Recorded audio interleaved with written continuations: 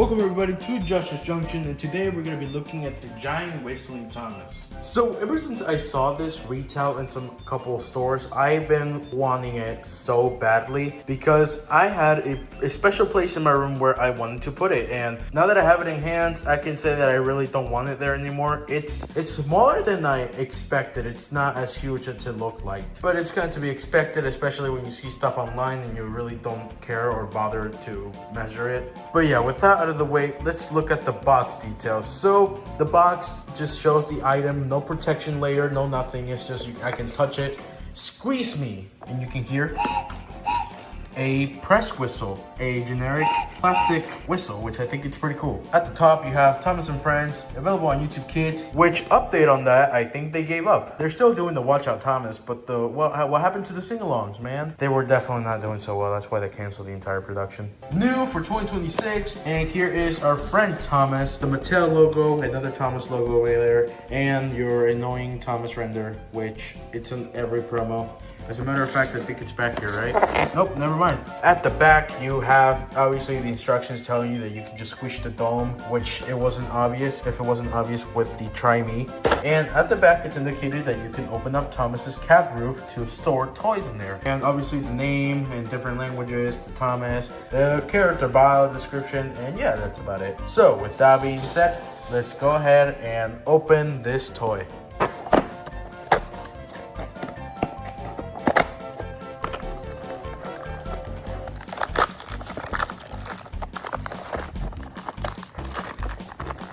That's hard.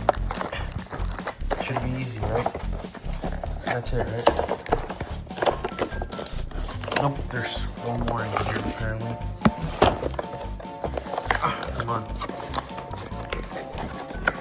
Yeah, there it is. Okay, I think it's out.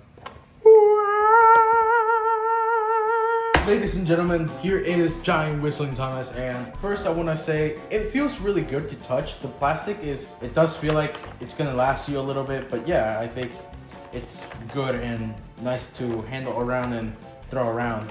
I cannot say the same for the smoke box here because with just a little scratch, as you're about to see here, it's already ruined. Or I don't know, maybe that's the protection layer, who knows? It might be. So obviously the unique thing about this toy is that it has side rods, and these are accurate like placed. So essentially, if I can just place the wheel like that, yeah, there we go. Essentially by just rolling it around, you get a good action and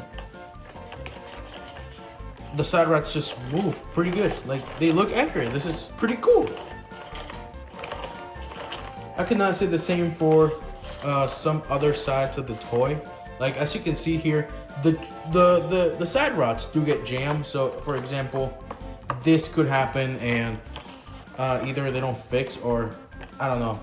Something like this could happen where like you can see there where they could get jammed. But, hey, look at that. I guess they fixed themselves. This will run better on carpet. This does not run pretty well in stone right here, as you can see where I'm reviewing it. So details about the model, I want to go with obviously the face. It looks pretty good. Apparently these fit on the G-scale Bachman Thomas. I don't know, that's just my friend Soup who has customizable faces. The running board, as a matter of fact, is not painted. It's its own molded piece, which makes it look pretty good and not very sloppy done. The buffers right here are painted, except the back ones. For some reason they didn't bother to paint those, and mine has a stain on it. The lamp back here is molded. They always ignore this, like they never bother to paint it. And obviously the sides look pretty good, and the number one. The rivets right here, these are not painted. They're lack of color, but they're still molded, which I think is still fine. Obviously the side rods are the best part about this toy, and they're pretty cool. They roll pretty well, and yet again, like I said earlier, they can get jammed like this, but it looks like they can auto fix themselves. And unfortunately, no, they're not attached to the middle wheel, as you can see. So that's how they get jammed. Sometimes they're just not attached to the middle wheel. At the top, you have the red striping and the windows, which it looks like mine got a little off. I can't really tell, but it looks like my windows got a little messed up during painting. And the whistle, obviously, which is its old molded thing. And now let's look at one of the features on this toy, the dome. You can press it down and it'll do a whistle. We already talked about it, but I thought I should bring it up. And another one of the features is that you can lift up the roof and it reveals the cab inside. So yeah, as you can see, there is some molded details, not painted, but molded. And for some reason, I think the whistle is part of this Thomas logo, and it just doesn't look okay. Why do we have to have the Thomas logo literally everywhere in the toys? Like, that's the thing that I noticed. The Thomas logo is just everywhere on the Thomas toys now. I guess it's to indicate that's a Thomas toy. No shit. But yeah, they have to do that apparently for, I don't know, reasons, I guess. The windows are not see-through, or they're not molded out. They're just painted. But yeah, obviously this toy is meant for you to carry stuff in there, so let's test this. So this Thomas right here is meant for you to put stuff in it and obviously have your little Thomas diecast engines going here. So let's see how many we can physically fit in there. Let's see. We got 1, 2, 3.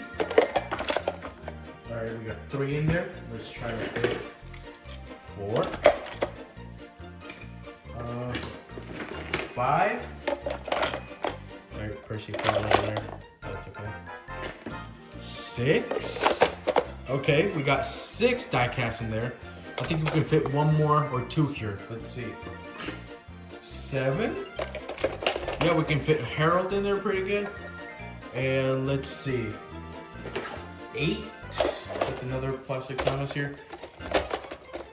And I think that's it. You can fit 8 engines in here, unless you want to squish another arrow in there for no reason. Never mind. Okay, the total fitting on this toy is 8 engines. 8 diecast engines you can fit in there. Not counting tender engines, I only count the small ones. Can it close fully? Yes, it can. So yeah, the max on this toy that can take is 8 diecast small engines. Now let's do motorized. How many motorized can we fit on the giant whistling Thomas? Let's see. We got barely in there. Well, we can technically fit it like this.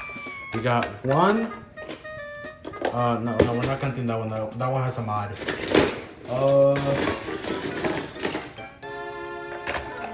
2.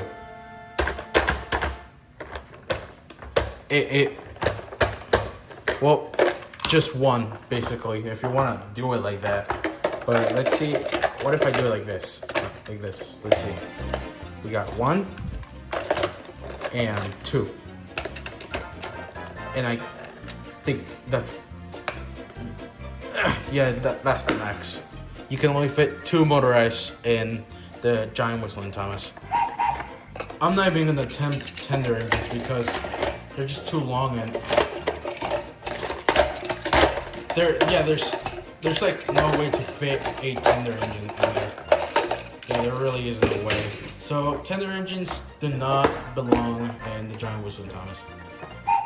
And obviously this is meant for more of a play thing, so just kind of like, this is just meant to be pushed around in the carpet, have fun, maybe like pretend that you want to take a plushie in here or something, a plushie driving Thomas.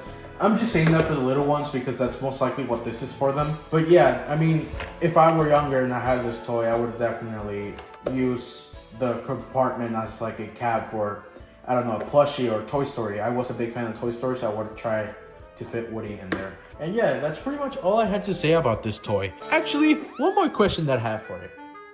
Can I ride it? Okay, no, I'm not trying that. My fat ass is gonna break it.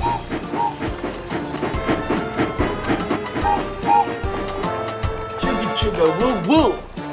Woo woo woo woo woo! But yeah, with that being said, that's all I had to say about the giant whistling Thomas. Thank you guys so much for watching. Comment, like, and subscribe. All aboard, and I'll see you guys in the next video. Peace out.